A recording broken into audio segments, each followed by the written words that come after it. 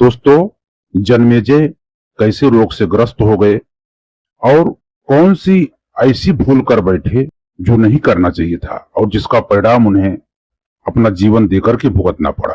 आइए दोस्तों, आज वीडियो में आप लोग जानेंगे आखिर व्यास ने ऐसी कौन सी बात बताई जिससे जन्मेजय को बहुत तकलीफ का सामना करना पड़ा। एक दिन की बात है दोस्तों, जन्मेजय व्यास जी के पास बैठे थे। बातों ही बातों में जन्मेजय ने कुछ नाराजगी से वेद व्यास जी से कहा कि आप सर्वसमर्थ थे, भगवान श्री कृष्ण थे, भीष्म पितामह, गुरु द्रोणाचार्य, कुल गुरु कृपाचार्य जी, धर्मराज युधिष्ठिर जैसे महान लोग उपस्थित थे, फिर भी आप महाभारत के युद्ध को होने से रोक नहीं पाए और देखते देखते अपार जनधन की हानि हुई।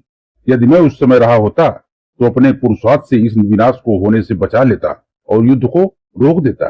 अहंकार से भरे जन्मेजय के शब्द सुनकर के व्यास जी शांत रहे। फिर उन्होंने कहा, पुत्र, अपने पूर्वजों की क्षमता पर शंका न करो।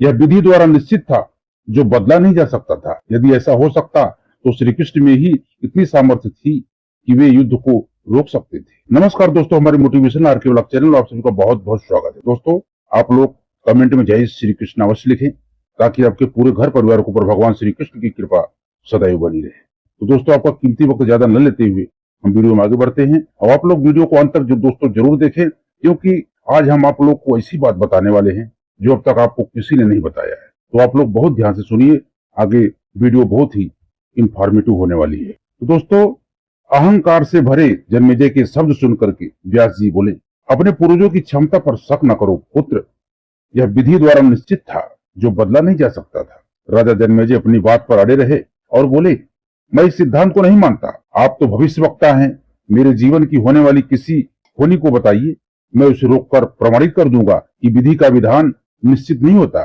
व्यास जी ने कहा, पुत्र, यदि तू यही चाहता है तो सुन। कुछ वर्ष बाद तू काले घोड़े पर बैठकर शिकार करने जाएगा। दक्षिण दिशा में समुद्र तट पर पहुंचेगा। वहां तुम्हें एक सुंदर स्त्री मिलेगी जिसे तुम महलों में लाएगा और उससे विवाह करेगा। मैं तुमको मना करूंगा कि ये मत कर, लेकिन फिर भी तुम यह सब करोगे। इसके बाद उस लड़की के कहने पर तू एक यज्ञ करेगा। मैं तुमको आज ही सावधान कर रहा हूं कि इस यज्ञ को तुम वृद्ध ब्राह्मणों से कराना, लेकिन वह यज्ञ तुम युवा ब्राह्मणों से कराओगे। और जन्मेजय ने हंसते हुए व्यास जी की बात काटते हुए कहा कि मैं आज के बाद में काले घोड़े पर बैठूंगा ही नहीं, तो ये सब घटनाएं घटित ही नहीं होंगी। व्यास जी ने कहा कि ये सब होगा और आगे सुन। उस यज्ञ में एक ऐसी घटना घटित होगी कि तुम उस रानी के कहने पर उन युवा ब्राह्मणों को प्राण दंड दोगे, जिससे तुझे ब्रह्म हत्या का पाप लगेगा और तुझे कुष्ठ रोग होगा, यानी कोढ़ की बीमारी होगी, और वही तेरी मृत्यु का कारण बनेगा। इस घटनाक्रम को रोक सको तो रोक लो। वेद व्यास जी की बात सुनकर जन्मेजय ने एहतियात व शिकार पर जाना ही छोड़ दिया। परंतु जब होली का समय आया तो उसे शिकार पर जाने की बलवती इच्छा हुई। दोस्तों, उसने सोचा कि काला घोड़ा नहीं लूंगा, पर उस दिन उसे अस्तबल में काला घोड़ा ही मिला। तब उसने सोचा कि मैं दक्षिण दिशा में नहीं जाऊंगा, परंतु घोड़ा अनियंत्रित होकर दक्षिण दिशा की ओर ही मुड़ गया और समुद्र तट पर पहुंच गया। वहां पर उसने एक सुंदर स्त्री को देखा और उस पर मोहित हुआ। जन्मेजय ने सोचा कि इसे लेकर महल में तो जाऊंगा, लेकिन इससे शादी नहीं करूंगा। परंतु उसे महलों में ले जाने के बाद उसके प्यार में पड़कर उससे विवाह भी कर लिया। फिर रानी के कहने से जन्मेजय द्वारा यज्ञ भी किया गया। उस यज्ञ में युवा ब्राह्मण भी रखे गए। किसी बात पर युवा ब्राह्मण रानी पर हंसने लगे। रानी क्रोधित हो गई और रानी के कहने पर राजा जन्मेजय ने उन्हें प्राणदंड की सजा सुना दी। फलस्वरूप उन्हें कोढ़ हो गया। अब जन्मेजय घबरा गया और तुरंत व्यास जी के पास पहुंचा और उसने जीवन बचाने के लिए प्रार्थना करने लगा। वेद व्यास जी ने कहा कि एक अंतिम अवसर तेरे प्राण बचाने का मैं देता हूं। मैं तुझे महाभारत में हुई घटना का श्रवण कराऊंगा, जिसे तुम श्रद्धा पूर्वक विश्वास से सुनोगे। इससे तुम्हारा कोढ़ मिटता जाएगा। परंतु यदि किसी भी प्रसंग पर तूने अविश्वास किया तो मैं महाभारत का प्रसंग रोक दूंगा और फिर मैं भी तेरा जीवन नहीं बचा पाऊंगा। याद रखना, अब तेरे पास यह अंतिम अवसर है। अब तक जन्मेजय को व्यास जी की बातों पर पूरा विश्वास हो चुका था। दोस्तों, ये अवज्ञा क्यों कर रहा था मालूम है? ये इसलिए अवज्ञा कर रहा था जन्मेजय, परीक्षित का पुत्र, कि उस समय कलयुग का समय आरंभ हो गया था मित्रों, और कलयुग के वशीभूत होकर के वह ये सब कर रहा था, क्योंकि कलयुग किसी को छोड़ता नहीं मित्रों। तो आगे कहानी दोस्तों, इसलिए वह पूरी श्रद्धा और विश्वास के साथ कथा श्रवण करने लगा, क्योंकि जान बचानी है। व्यास जी ने कथा आरंभ की और जब भीम के बल के वह प्रसंग सुनाए जिससे भीम ने हाथियों को सूढ़ों से पकड़ उन्हें अंतरिक्ष में उछाला, वे हाथी आज भी अंतरिक्ष में घूम रहे हैं, तब जन्मेजय अपने आप को रोक नहीं पाया और बोल उठा, ये क्या है, संभव थोड़ी हो सकता है, मैं नहीं मानता।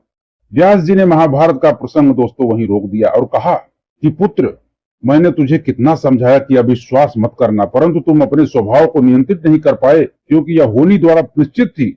फिर व्यास जी ने अपनी मंत्र शक्ति से आवाहन किया और वे हाथी पृथ्वी की आकर्षण शक्ति में आकर नीचे गिरने लगे। तब व्यास जी ने कहा, यह मेरी बात का प्रमाण है। जितनी मात्रा में जन्मेजय ने श्रद्धा विश्वास से कथा श्रवण की उतनी मात्रा में उसका कुष्ठ रोग ठीक हो गया, परंतु एक बिंदु रह गया और वही उसकी मृत्यु का कारण बना, क्योंकि वो भीम की बातों का जो अश्रद्धा किया था दोस्तों, इसी कारण उसका कोढ़ थोड़ा सा बच गया। तो इस कहानी क्या कहती है दोस्तों, इस कहानी का सार क्या है अब हम समझते हैं। देखिए, कर्म हमारे हाथ में है लेकिन उस कर्म के फल हमारे हाथों में नहीं। गीता जी के 11वें अध्याय के 33वें श्लोक में भगवान श्री कृष्ण अर्जुन से कहते हैं, उठ खड़ा हो जा और अपने कार्य द्वारा यश की प्राप्ति कर। यह सब तो मैं पहले ही कर चुका हूँ, लोगों को मार चुका हूँ, तू केवल निमित्त बच जा। होनी को टाला नहीं जा सकता, लेकिन उत्तम कर व ईश्वर नाम जप से होनी के प्रभाव को कम किया जा सकता है। तो दोस्तों, ये थी पांडवों के प्रपौत्र परीक्षित के पुत्र जन्मेजय की कथा। जन्मेजय को इतना दुख कैसे भोगना पड़ा, कौन सी वो गलती कर बैठे। दोस्तों, वैसे ही बड़े लोगों की बातों पर अश्रद्धा करने पर बच्चे लोग अक्सर जो है, इसलिए अगर बड़े अपने कुछ कह रहे हैं तो इसका मतलब उसका कुछ रीजन जरूर होगा जिसे विश्वास कर लेना चाहिए, क्योंकि अपने जो बड़े हैं वो अपने बच्चों का कभी बुरा नहीं चाहते। तो दोस्तों, वीडियो आपको अच्छा लगा हो तो वीडियो को एक लाइक कर देना, चैनल नए हैं चैनल को सब्सक्राइब कर बेल आइकन को जरूर प्रेस करें ताकि ऐसा ही गीता भागवत रामायण महाभारत की बातें आपको हमेशा कुछ न कुछ सुनने को मिलती रहे। तो मिलते हैं दोस्तों अगले वीडियो में। जय श्री कृष्ण।